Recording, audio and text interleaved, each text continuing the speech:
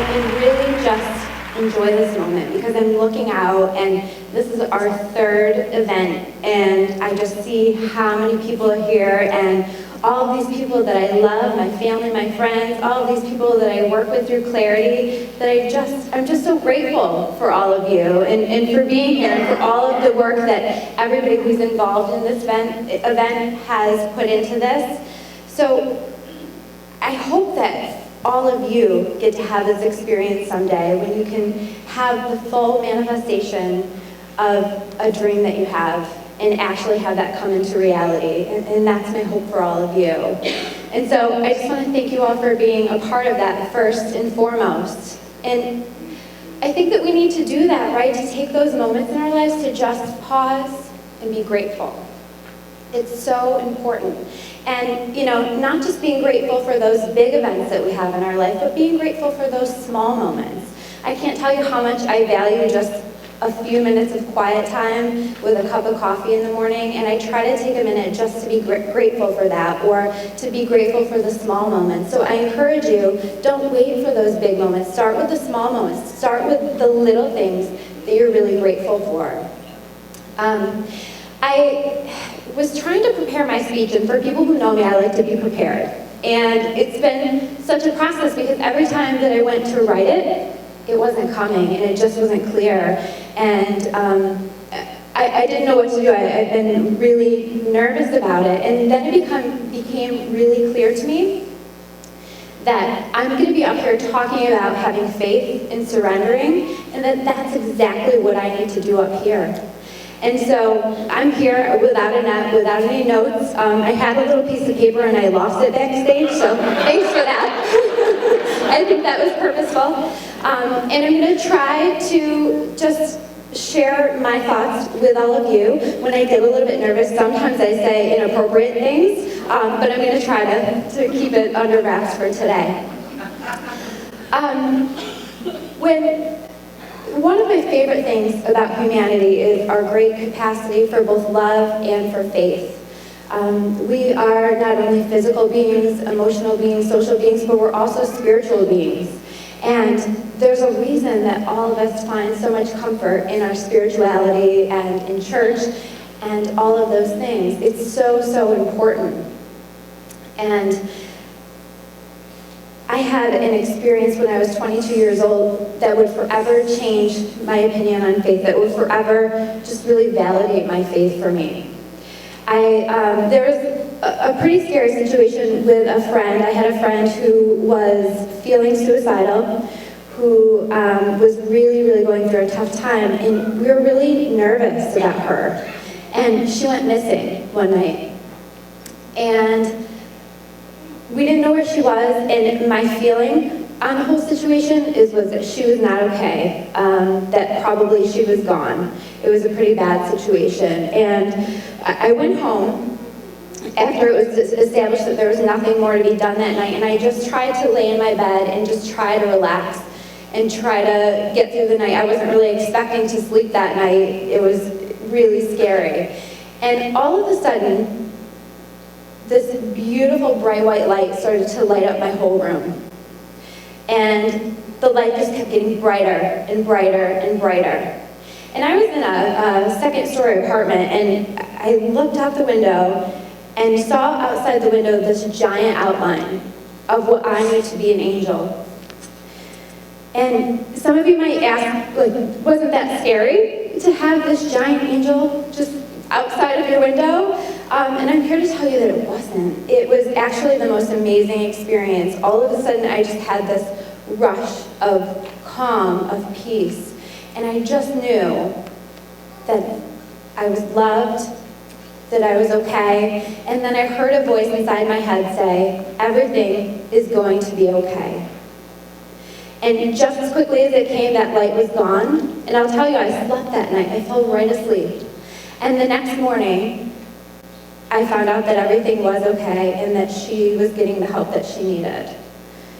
And that was just a really powerful moment. And we have miracles like that, right? And we have these big moments. But for most of us, I think to have a giant angel show up in your bedroom is maybe more the exception than the rule, right? And so for the rest of us, or even, for those times that we're really struggling, we've got to find other ways to cling on to our faith and to connect with that. And it's really important. Many of you know that I've been on a journey the past few years of really, really connecting with my faith, and that's really been tested. I've really been pushed to really challenge myself in that way. I used to work as a program coordinator for a counseling program, so I've done years of counseling and was the program coordinator, and found myself just not happy anymore. Had you asked me 6, 7 years ago, I would have said I would have retired from there. But suddenly, something wasn't right anymore, and it hadn't changed, I had changed. And I just started looking around and asking, what do I need to do? What do I need to change? What could be different? And, I'm a firm believer that that's exactly what the universe or God, whatever that is for you, does for you. When it's time for you to make a change, when it's time for you to make a shift, it's going to make you really uncomfortable. And by the way, if you ignore it, it'll make you even more uncomfortable. So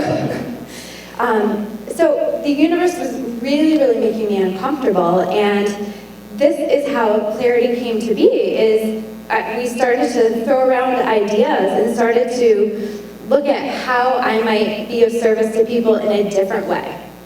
And I'll tell you, it was not without fear. For anybody that knows me, I have been a nervous wreck for the past 4 years.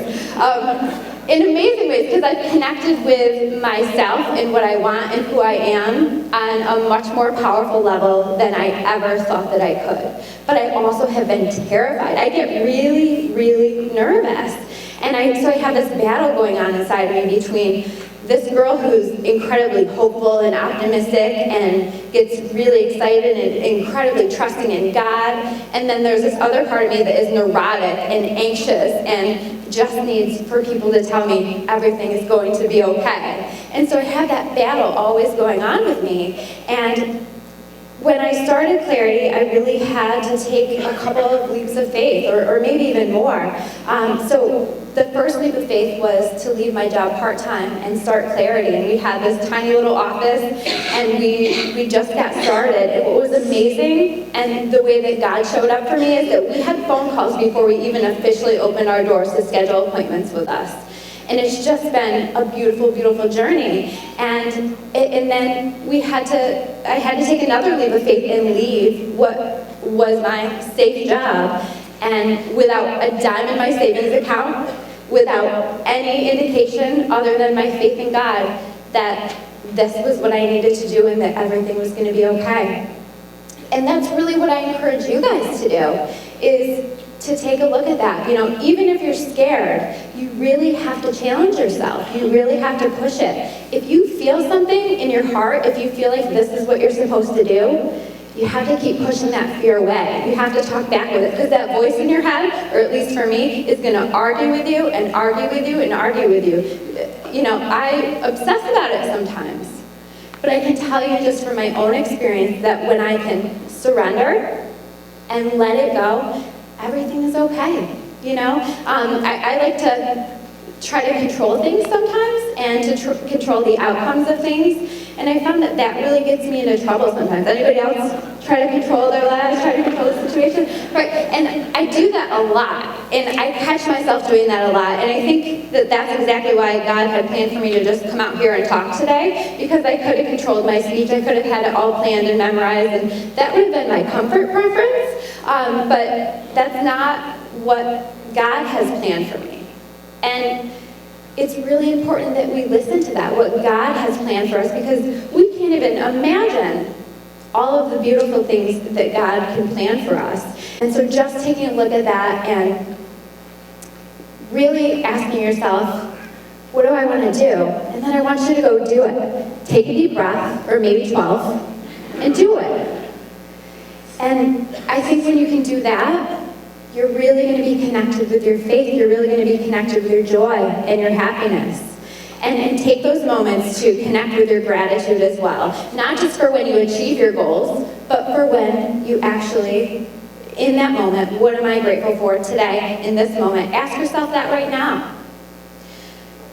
So I just want to ask today, I know that I'm not actually an angel, but I want to be your messenger angel for today.